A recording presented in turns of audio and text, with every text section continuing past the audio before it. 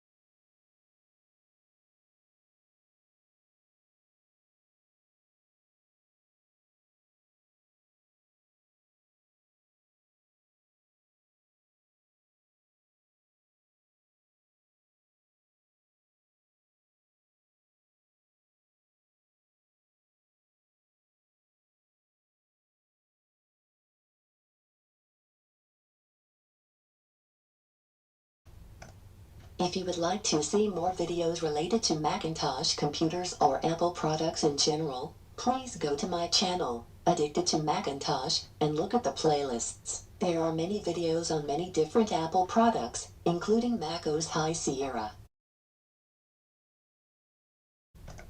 You can also check my Bootcamp playlist. There are many videos on how to install Windows XP, Windows 7, Windows 8 and Windows 10 on a Macintosh. Check it out.